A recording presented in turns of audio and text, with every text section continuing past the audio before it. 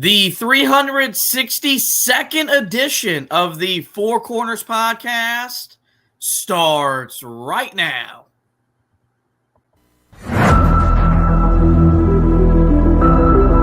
This is the Four Corners podcast.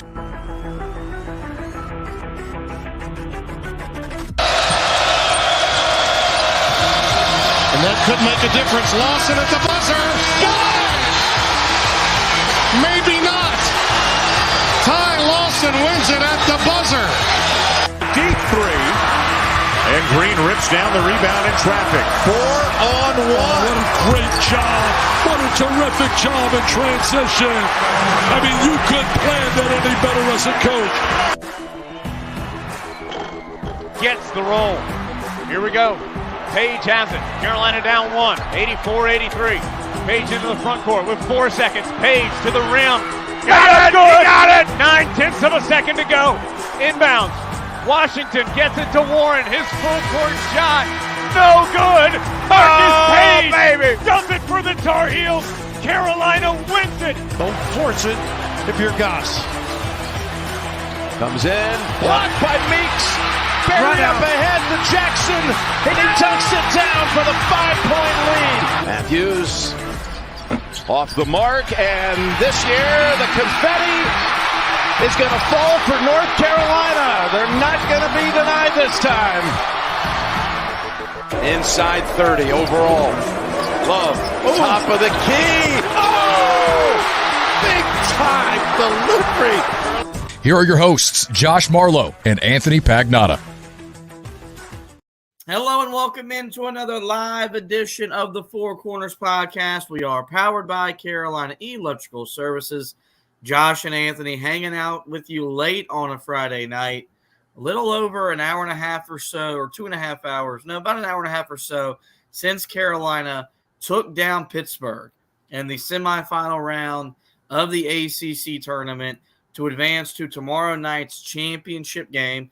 Carolina will await the winner of NC State and Virginia in the final tomorrow as Carolina advances to their first tournament final since 2018 and their 36th ACC tournament final. And that's pretty impressive considering this is the 71st ACC tournament. So Carolina has literally played in half of the championship games in the history of the event. Man, we knew this game was going to be tough. We knew that Pittsburgh was going to give Carolina everything they could handle and so much more. They're a team that still playing in a lot of people's mind for their NCAA tournament lives. We know that this game is personal to Pittsburgh for some ungodly reason, despite being in the ACC for just a little over a decade now. And they gave Carolina everything they could handle, led at the half by 2. I thought they thoroughly outplayed Carolina for the majority of the first half, but kind of like yesterday, once Carolina got into the game against Florida State, they were able to even things up. But in the second half, you just had a feeling that R.J. Davis wasn't going to let this team get beat. And Armando had one of his better games he's had really since the Duke game in Chapel Hill back in February. And those two guys, along with just timely plays made by virtually every other player on the team, helped Carolina overcome that halftime deficit, out-physical an opponent, and get a win in the ACC tournament to advance to the championship game tomorrow night. And, really just keeps the good times rolling for a Carolina team that since that Notre Dame game, they've just had a different look, a different feel, and we saw that once again tonight in Washington, D.C. Yeah, it looked like a team that, early on, I think, you saw the switch. It wasn't even really a switch. It was a forced substitution where Federico picks up 2 fouls. They end up having to bring in Guillermo Diaz-Graham. He hits 2 threes, and then all of a sudden, that's really where you started to see Bub Carrington take over. And Carolina gets down 7. Very similar to the first matchup that Carolina had against Pittsburgh, where they struggled. They had a stretch where they struggled in that game. It was right out of the gate where they get down 6-0. And, Carolina was trying to fight back the majority of the half. They would take a lead at one point, 28-26, but they would still go into the halftime break trailing because Carrington was really just that good. The thing was, though, is that the second half, Carolina responded. And, Carrington was still hitting some shots, but I thought they looked better on the defensive end of the floor. And once again, that fed into what they did offensively. But it was really all about your two star players. Your two best players stepped up tonight. Yesterday we talked about how there were different moments throughout the day where it seemed like each and every player that was on the floor seemed to have moments in the game where they were the go-to guy, where they were the ones making plays, especially all five starters. But in this one, this was a game where nobody besides Baycott and Davis scoring double figures.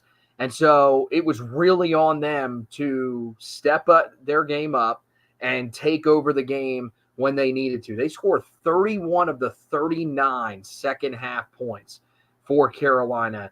And, down the stretch when Carolina, the game gets tied at 62 by, Pittsburgh just continuing to fight with Carolina unable to put them away in the middle part of that second half.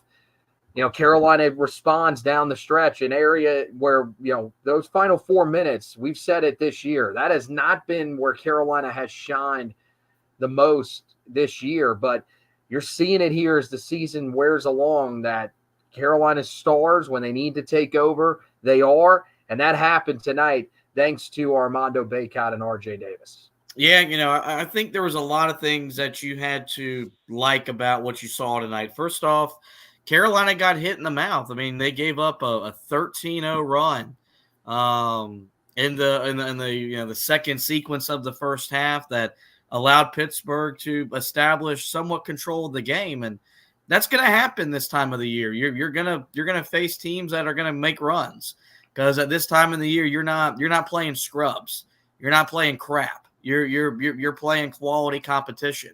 Well, tonight proved, if anything, Pittsburgh's a tournament team. I'm sorry, that team.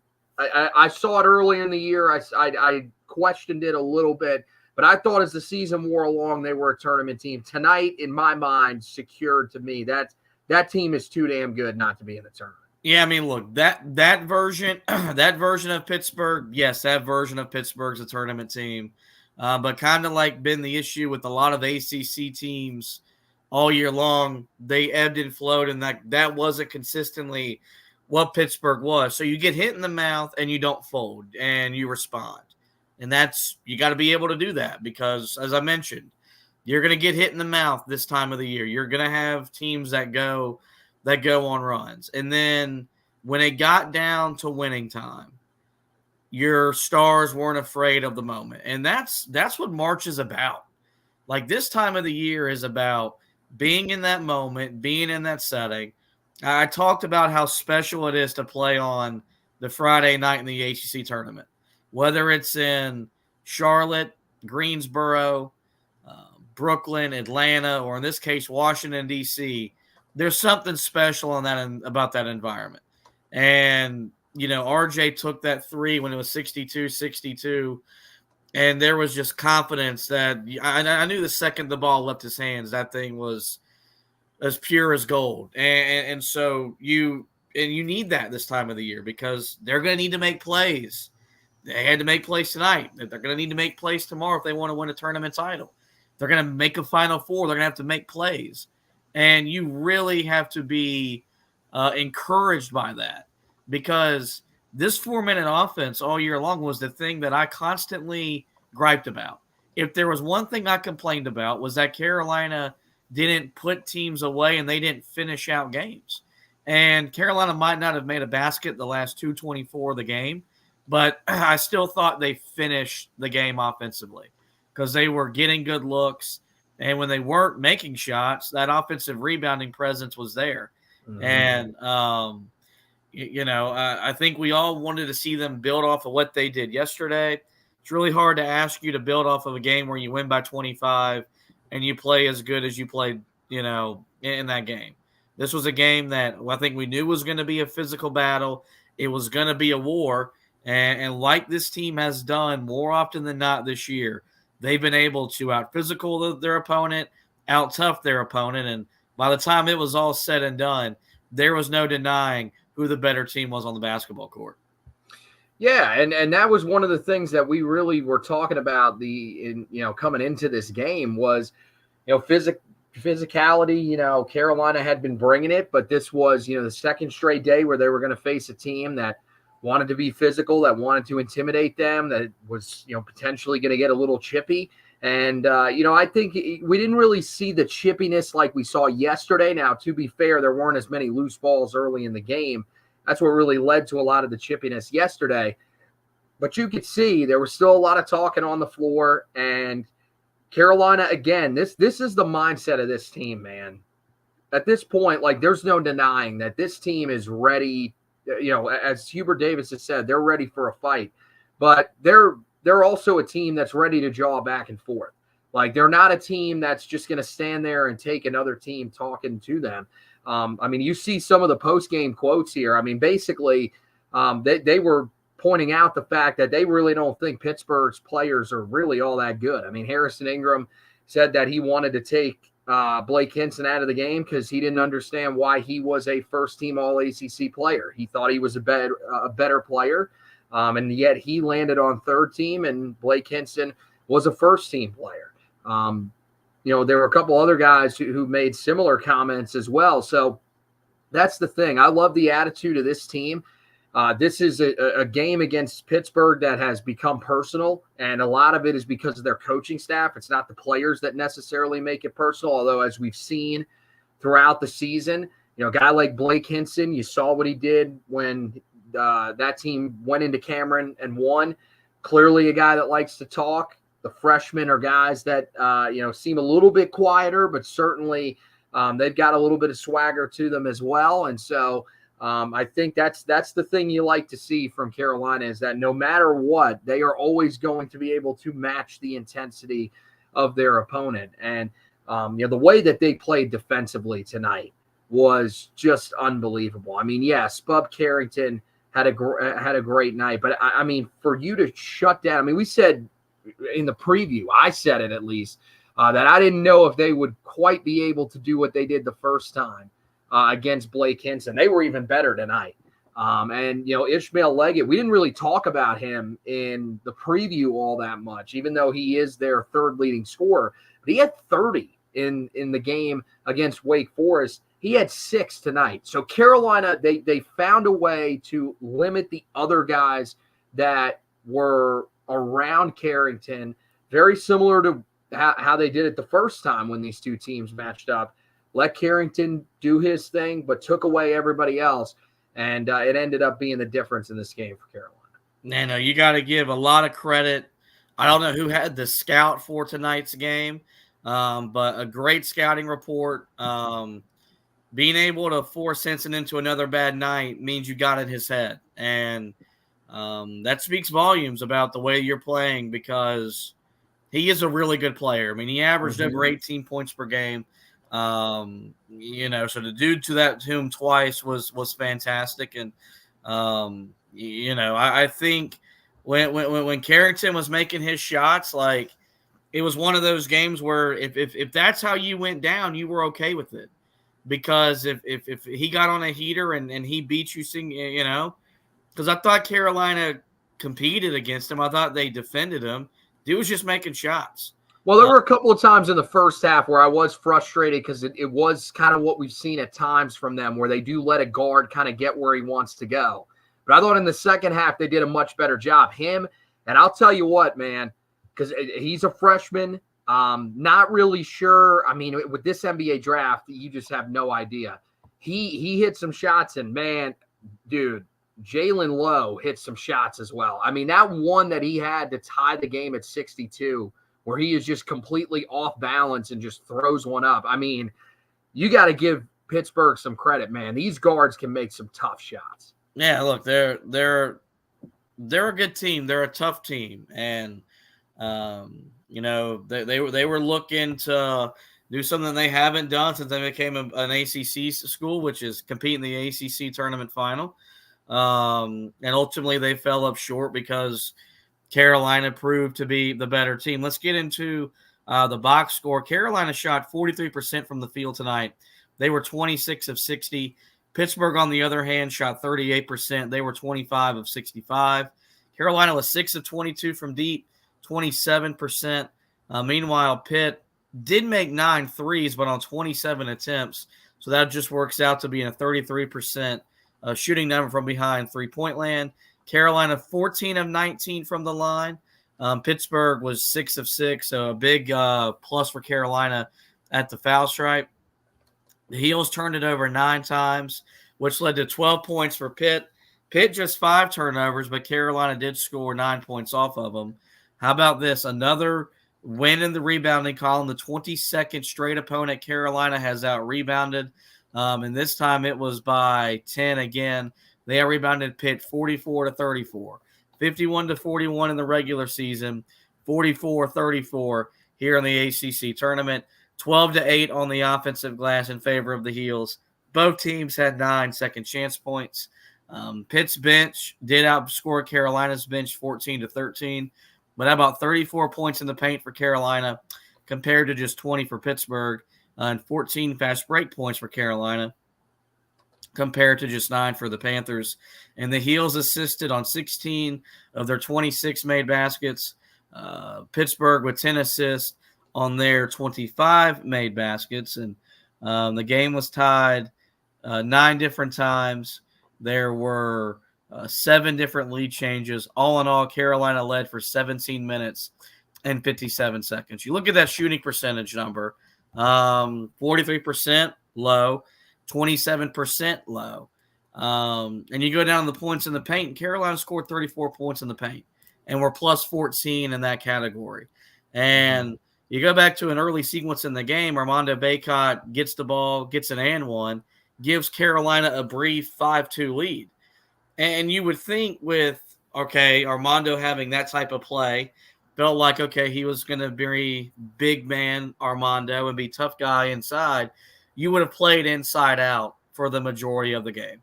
And you got to credit Pitt for forcing Carolina into those perimeter shots.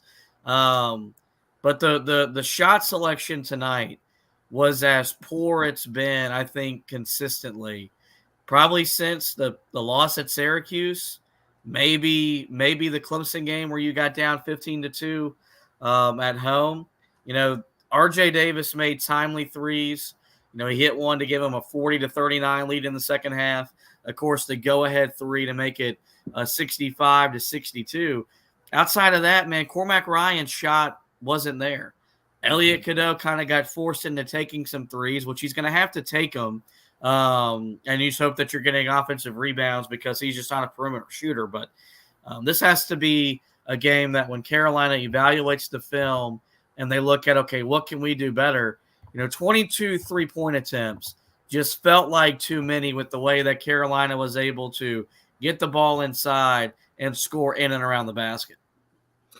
Yeah, I definitely think that you could have looked for Armando Bacot a little bit more. But I guess when you have RJ Davis playing the way that he's playing, hitting those types of tough shots that he was hitting, really throughout the night, but especially in that second half, I think it's hard to argue. And this team, I think at this point, this is kind of where they're at. They're a team that it is going to need to hit shots from the outside consistently in the tournament to be able to win, because I think part of the reason why you didn't see them put the ball inside nearly as much is that they do at times, it feels like, get a little bit scared of the doubles that come to Armando Bacot. I don't know if they're afraid that he's going to turn it over or what. But tonight, especially the thing about tonight where you would have liked to see them put it inside a little bit more, the bigs inside could not defend without fouling. Like Federico, as we said, picks up 2 fouls very quickly right out of the gate before the under 16 timeout. They have to sub in Guillermo Diaz-Graham. he has foul trouble of his own throughout the night. I mean, he couldn't play most of the second half because he had 4 fouls. So, I mean, that's the thing. It felt like Carolina was dominating down there the way that I thought we would see them be able to dominate. I knew Armando was going to be motivated coming into this one because the first time around, I mean, look, he led Carolina in scoring. He had 16 points, but I feel like it wasn't nearly as dominant as some of the performances that we've seen from him in the past. Tonight, I thought he was phenomenal. Every time that he got a chance to touch the ball inside, it turned into something big for Carolina. And so, yeah, that's what I think. Yeah, but to me, it was that you wanted to see the post touches. And I thought for the most part, they did a good job of getting those post touches. Now, it probably still led to a few too many shots from the outside. But, I mean, to me, they did exactly what they had to do. They executed. And you love the performance from Armando Bacot, not only on the offensive end, but the defensive end as well. I thought overall, I mean, RJ Davis had a really strong night. But I think all around, Armando Bacot was your best player tonight. Yeah, I mean, I would say so because I think he set the tone, and you know, was just this felt like a throwback Armando Bacot game where it was just tough as nails around the basket, was a presence on the glass. You look at his defensive play there and then the closing stretch where I think it was a 67-62 game. I mean, Carolina switched virtually everything tonight. Mm-hmm. And that meant he got switched on their guards quite a bit. And he gets driven into the middle of the lane.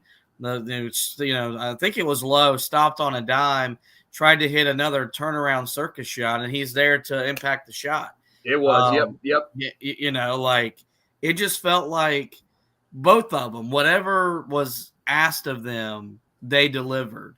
And more. And that's what you like about having veterans, and that's what you like about being experienced is they know how to make plays in that moment. And they both made winning plays tonight for Carolina down the stretch. Let's move to our quote of the game, and where I'm going to read the actual quote.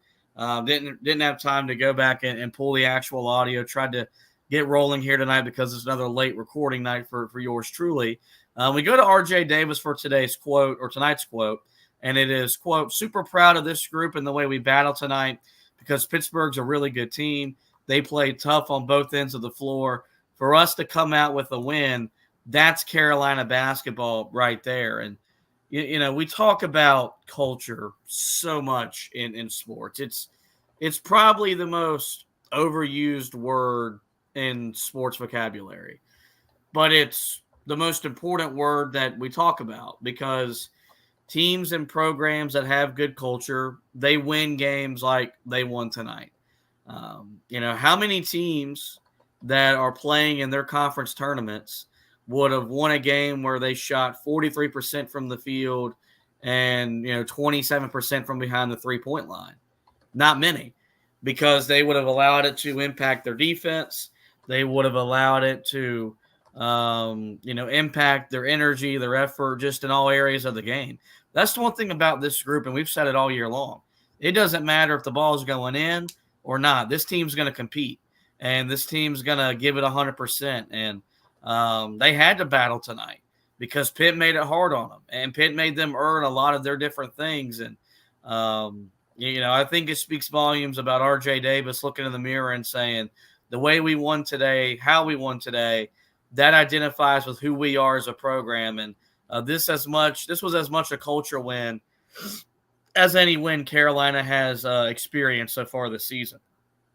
Yeah. Oh, I mean, it definitely is. And this is the thing, man. This is the leadership that we've been waiting to see, from these guys. I think, coming into the season, I mean, to a certain extent, you saw it in that 21-22 run. But even then, it was more of just lead by example. And tonight, I mean, again, you saw they definitely did that with the way that they played. But you're seeing these guys become more vocal, and I think it's really paying off for them. But yeah, when you're playing the way that those guys are playing, in this important of a game, you know, it's hard not to get motivated around him. And so, you know, I love the way, I mean, he was right. This team, I mean, they battled from the word go. And this is, again, it's just the spirit of this team. This is what they're going to do every time that they take the floor. But I mean, yeah, it's the toughness that Carolina has, you know, at times. I mean, as a program, it feels like, you know, people have said this is a team that at times just lacks toughness. I've always kind of pushed back on that. I think that's pretty ridiculous, especially when you've won 7 national titles. But if there's any team that personifies that, it's this year's group. And we've always said this about RJ Davis, always a tough player. You know, to a certain extent with Armando Bacot, always a tough player. And now it's really shining through, and it's consistent every game. It's not something that, hey, we're seeing in the rivalry games, we're seeing in games against ranked opponents. No, that's always been there for this team the entire season. And once again tonight, in a game where, you know, Pittsburgh comes out, punches you in the mouth, this could have been one where it was easy to say, okay, well, you know, Pittsburgh, clearly they want it more in this game. We don't necessarily need this. And you could have just let Pittsburgh run away with this game. Carolina responded and was ready for that fight. And that was really the biggest difference, is Carolina was able to overcome that early deficit and win once again in a very similar style to what they did in the first matchup between the two. Stat of the game, you shouldn't be surprised. I went rebounding. Carolina plus 10 on the glass. Second time they've out-rebounded Pittsburgh by double digits this year. Pitt's a team that statistically was a good matchup for Carolina on the glass, and you felt like they were going to pose a challenge like they did the first time. But behind a double-digit rebounding effort from Armando Bacot, you know, and just combined with everybody else getting in on the boards. I mean, Elliot Cadeau, a guard with 5 rebounds. Ingram with just 6, but you know, Cormac Ryan had 4 rebounds. We talked about it needed to be a team rebounding game. It was, and it's why Carolina, they won the rebounding battle. They're able to control the tempo. You know, you get 14 fast break points because you're running off of misses. All those little things, they really add up this time of the year, and it added up to a win for Carolina tonight to advance to the ACC Tournament final. So there's our first really, first look at the win over Pittsburgh. When we come back, we'll dive deeper into the game, the win, talk about a really all-around just impressive performance from Seth Trimble. We'll discuss, has Carolina done enough to get the final 1 seed? But before we do any of that, we got to get you a quick word from one of our partners. Hey there, Josh here for the Autograph Fandom app. Want to get rewarded for listening to our show? The team at Autograph, co-founded by Tom Brady, is redefining the fan experience by letting users earn points for the acts of fandom they take every day, like listening to this show. The Autograph Fandom app gives you access to your favorite UNC content in one place and offers rewards like tickets, exclusive merchandise, and much more. You're already listening to our show, but now you can earn points and get rewarded for it. Head over to the Apple App Store and search for Autograph Fandom Rewarded and download it today for free using the referral code HEELTOUGH. Link and code are also in our podcast description. Make sure you get to the Apple App Store, download the Autograph Fandom Reward app, use that promo code, and literally get rewarded for being a fan. Help us help you. Let's get back into Carolina's win over Pittsburgh, which vaults them into the ACC title game. The first time Carolina will play for the ACC tournament title since 2018. We've talked kind of extensively about the play of Armando and RJ. Did want to add that Bacot's double-double was his 84th of his career, tying him with Ralph Sampson for the second most in the history of the ACC and the 4th most in the history of the NCAA. He is 3 away from tying Tim Duncan, and of course he's 4 away from Pat for setting a new ACC mark, something that could be achieved if Carolina plays deep into the NCAA tournament. As for RJ Davis, He passed Larry Miller for 8th all-time in Carolina scoring and now has over 2,000 points in his Carolina career. He entered the season as UNC's 48th all-time leading scorer. He's now up to 8th, and that's pretty significant. And I think it's important for us to remember, if he decides to come back, that even after 4 years, he's a historic Tar Heel, and he put together a historic career. And something that we will have to talk about if he does come back is something that Hubert Davis was talking about on his radio show. If he decides to come back and he puts up the type of numbers he put up this year, he will flirt with breaking Tyler Hansborough's all-time scoring record. That is a possibility if RJ comes back. But more importantly, those two guys played big tonight, and some more historic achievements for them as they make their way through this ACC tournament. The one thing I want to get to here is really just hone in on how good and sound Carolina was defensively. That second half was what we saw from this team in January. I mean, Carolina was everywhere. It felt like they were in the passing lanes. They were contesting shots. The rotations were there. It felt like every bucket that Pitt got, they earned it. There were some situations early in the game with Carolina switching and everything that some miscommunications led to some easy buckets. But, man, this team tightened the lid in the second half. They really frustrated Blake Hinson once again. He had 5 points on 2 of 12 shooting, was 0 of 5 from 3. It looked like the defense that we saw in January that vaulted Carolina to the top of the ACC standings. And I think it's fair to say that if Carolina is going to compete this way defensively and defend this way for as close to 40 minutes as possible, it really puts them in that tier of teams with the UConns, the Purdues, the Houstons, as a team that's legitimate and worthy of not just getting to a Final Four, but winning a national championship.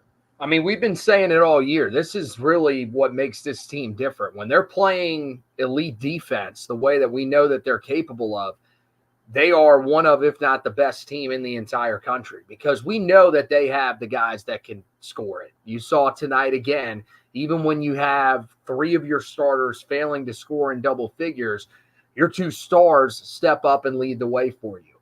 But the thing that you have to have from this team, and I mean, early in the game tonight, I think you were probably wondering a little bit, is this team going to struggle a little bit tonight defensively? But they responded again, even to that first half that Carrington had, and really turned it up in that second half. And that was ultimately the difference and what completely changed the game. I mean, Carrington, you look at him, second half, 8 points on 3 of 8 shooting. Still not terrible for him, but definitely not, to the point that he was performing in that first half. But, I mean, you look at the way that they defended against Blake Hinson. A guy that I mean, Harrison Ingram, I love the mindset. He believes that he's a better player than Blake Hinson. And maybe all around he is, but Blake Hinson's a really good player, man. There's a reason why he was a first-team All-ACC member. And, Carolina completely shut him down. He didn't score in the first half. Neither did Ishmael Leggett. So, I mean, the fact that Carolina was able to completely take 2 other guys out of the game for the majority of this tilt was huge, because it forced Carrington to have to do everything. And once he ran out of steam, I mean, there was just nothing that he could do. I mean, again, Jalen Lowe, good night for him, 17 points on 7 of 16 from the field.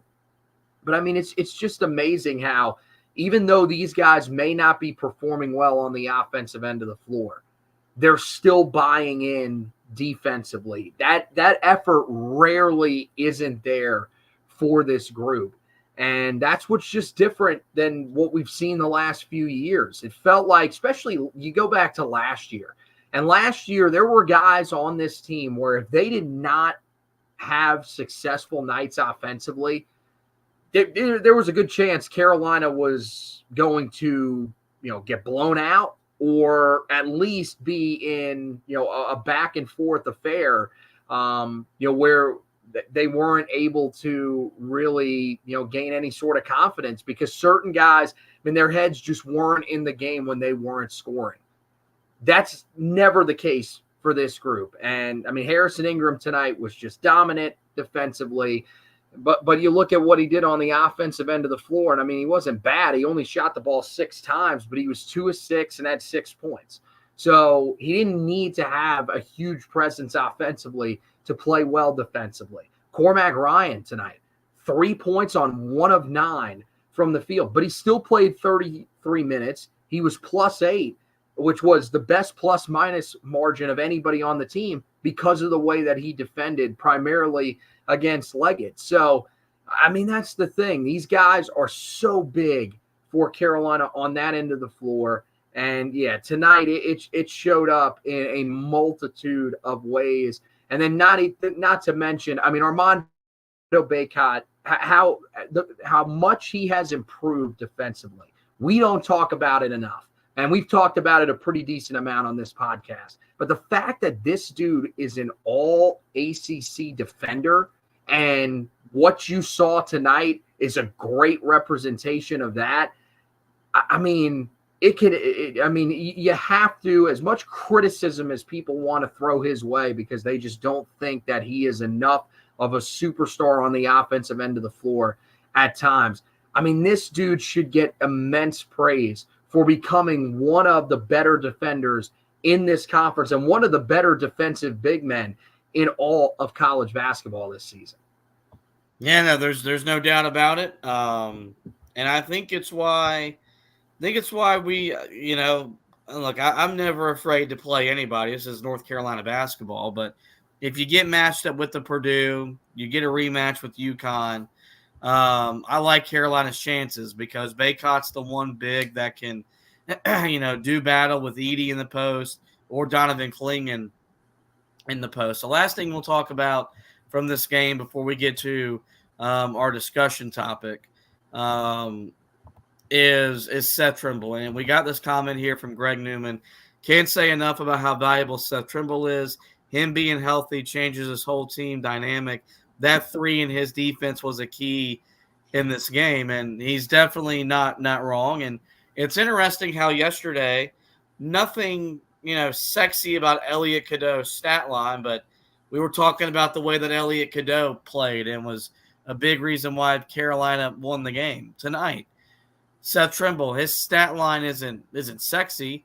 5 points, 3 rebounds, 4 assists in 24 minutes, but a big part and a big reason why Carolina won the game. I thought his defense, not to the same level as it was against Notre Dame a few weeks ago when his defense changed the game and Carolina blew out Notre Dame.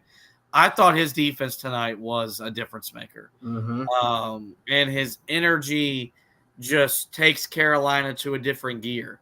And you saw him, he was on the floor in crunch time because he's the best defender this team has, and he's so explosive and so quick offensively, along with being a quality foul shooter.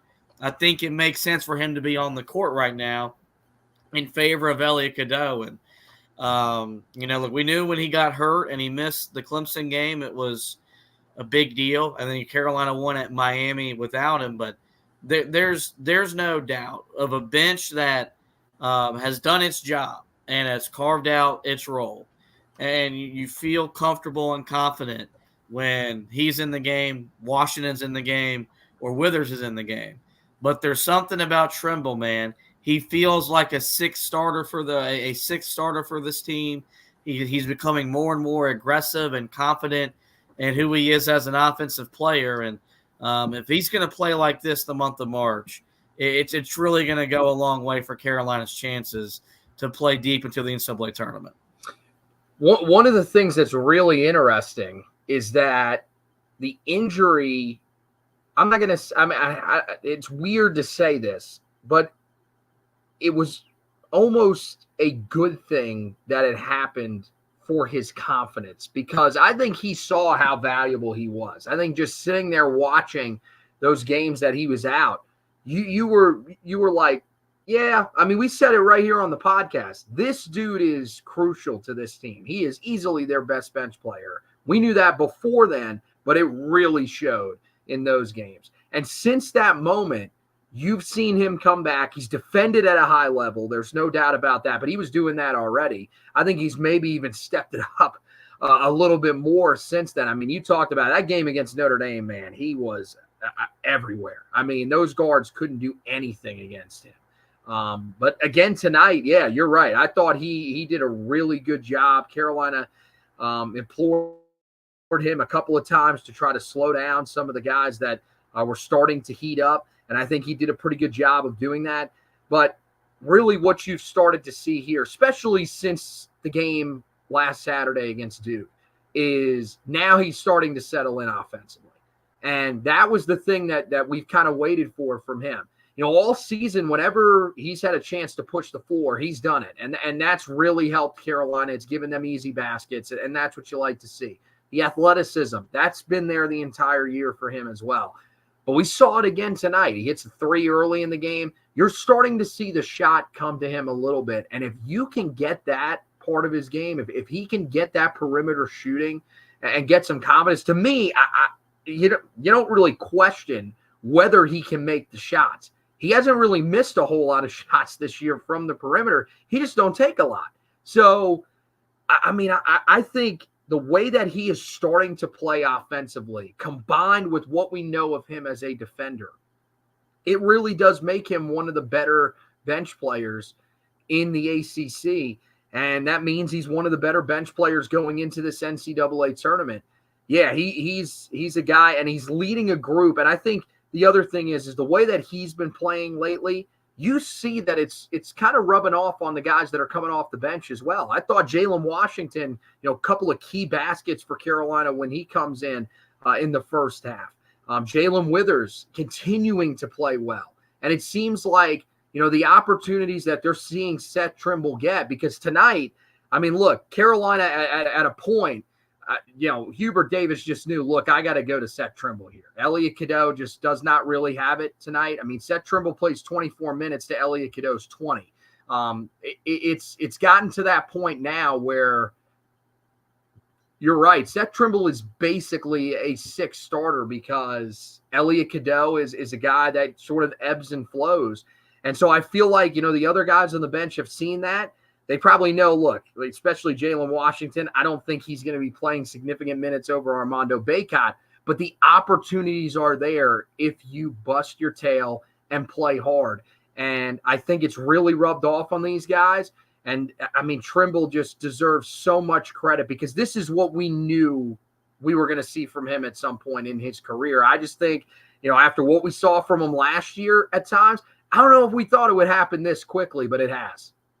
It definitely has. And, speaking of an opportunity, if you busted your tail, there was an opportunity for Carolina, depending on what they did and what happened around them, to be the final 1 seed in the NCAA tournament. Entering Champ Week, we knew 3 of the 1 seeds were UConn, Purdue, and Houston. And none of that has changed.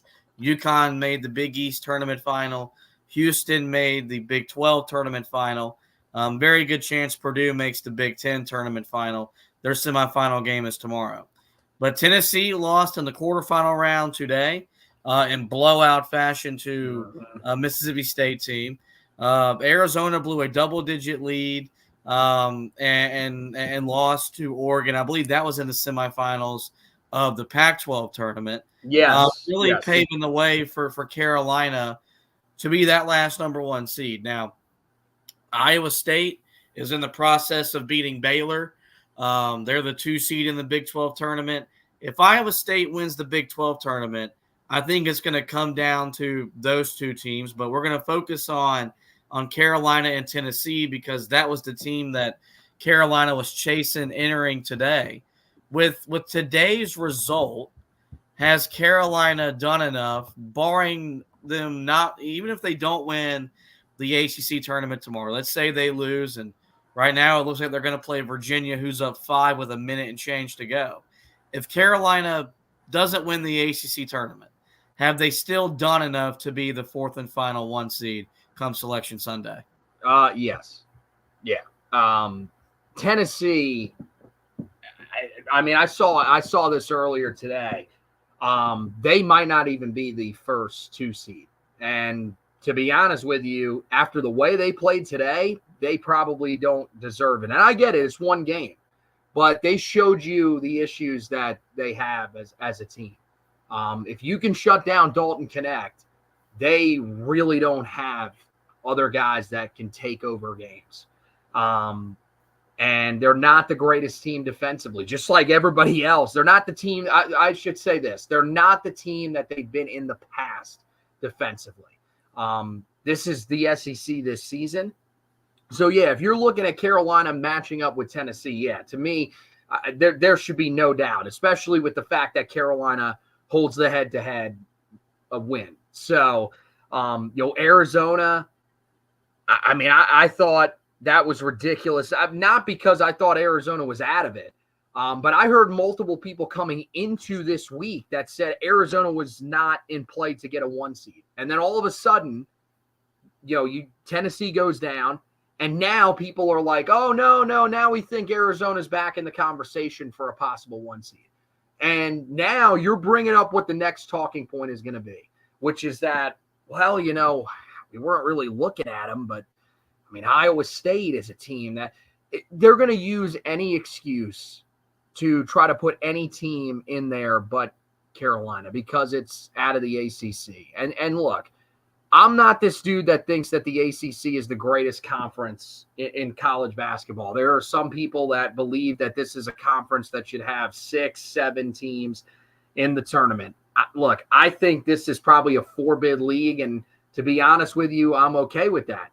But at the same time, I don't think this is the American Conference or, I mean, even the American, that's not even the greatest example. It feels like at times people look at this conference as a 1-bid conference. That's how bad it feels like people talk down about the ACC. Carolina has some really significant wins on their resume. They've done a tremendous job at a conference as well. And so, to me, there's no question. You look at their resume. I mean, you stack it up against Iowa State. I think they are clearly ahead of Iowa State. Iowa State, don't get it wrong, really good team. But to me, I think by winning today, Carolina should be locked in. And with the result that could be coming here, still in question right now, NC State's looks like another free throw here to potentially cut it to 58-55. But if it is Virginia that's there, then there's no question in my mind. That's an NCAA tournament team. I think if they win tonight, they'll probably be in regardless of the result tomorrow. And even if they do end up beating you, to me, that's still enough to keep Carolina on the 1 line. The thing that people wanted to have the conversation about is, well, if NC State makes it there, they're probably not going to be a team that makes the NCAA tournament if they don't win tomorrow. So that would be considered potentially a bad loss for Carolina. Again, it's all about the excuse to have the conversation. Guys, after today, there should be zero question about who the last 1 seed is, especially since when they revealed the original seeds a few weeks ago, Carolina was the final 1 seed, and they haven't lost since they revealed that. So what are we really talking about here? The thing is this. If Iowa State ends up being the 1, then the committee will tell you that what you do in November and December does not matter. And look, there are people that cover the sport that believe that. I heard a clip of Gary Parrish today from the Eye on College Basketball podcast who says, I don't really give a crap about non-conference scheduling. It's what you do with your schedule. And if you have enough there to be the 1 seed, I don't have a problem with you being the 1 seed. So here's the thing. So then why do we even play non-conference games? You might as well just start the season in January and play your conference opponents, and that's it. And like, so no offense, Gary Parrish, great job covering college basketball. That's one of the stupidest things I've ever heard in my life.